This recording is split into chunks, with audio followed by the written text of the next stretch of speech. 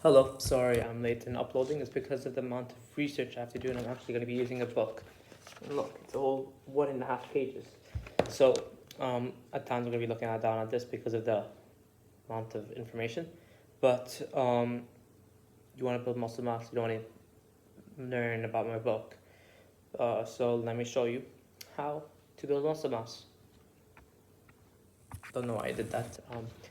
But I'm going to do a simple explanation for the beginners, and if you already heard of it, just skip to the first timestamp down below, and if you're on a time crunch, just skip to the second one, and I'll take you to the summary, where I'll tell you all the basic information that you need to know to use this.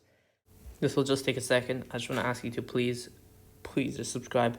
Helps me a lot. Now you can continue learning about hypertrophy. But the training that you're doing, which is hypertrophy training, is to build muscle mass, and you do this by putting a strain on your muscles. Then during recovery, when the muscle fibers break down, it will build up your muscle fibers and make them bigger and increase the number, and that's what hypertrophy training is going to do. It's going to increase the size of the muscle fibers and the amount. And what you need for hypertrophy, now this is going to be the more in depth, is more protein synthesis than protein breakdown. How do you get protein synthesis? It's by the protein you eat in your diet. That's why your diet is so important when you're working out. And then protein breakdown is, well, I'm going to tell you. It's just a breakdown of muscle fibers. But how you do that, I'm going to tell you. But first, I just want to tell you a fun fact, which is in your muscle fibers is something called satellite cells. These satellite cells are responsible for further growth of the skeletal muscles, which are the muscles that are connected to your bones. And that's, yeah. It gets active when a mechanical stimuli is put on your muscle, and the stimuli gets active when there's a mechanical tension on your muscle. And the one sign of that happening is a pump, which is pretty much just muscle fiber swelling, but you most probably see it a lot, especially when you do chest or legs. And then the second is a change in stiffness in your muscle fibers.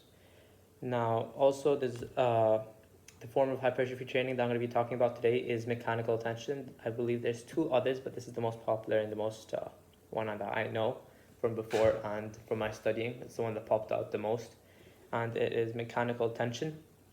And this occurs when a heavy load is on your muscles through a range of motion. And more time on the tension means more mechanical tension.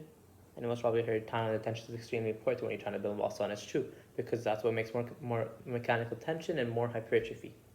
Now for the summary and the quickness, if you just want everything summarized and what you have to do to apply it, is you want to achieve an increase in muscle mass by an increase in hypertrophy. And you can do this by more protein synthesis than protein breakdown. You get protein synthesis from your diet and protein breakdown, an increase in that, by doing an increase in mechanical tension hypertrophy.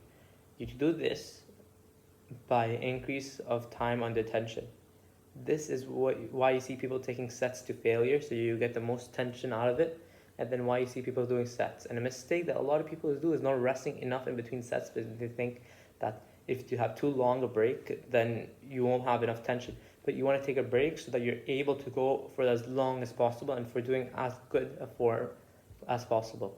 Now, I recommend not doing lower than 5 reps, because you want to go from 5 to 10 reps to 8 to 12 reps or 12 to 20 reps. Those are the rep ranges that I recommend. But it all depends on the type of muscle it is, if it's a type 1 or type 2 muscle fiber. But more about that in future videos, or you can watch Jeff Nippard. He has a very good YouTube channel. He's like 2 million subscribers. And very good. I'll link him in the description.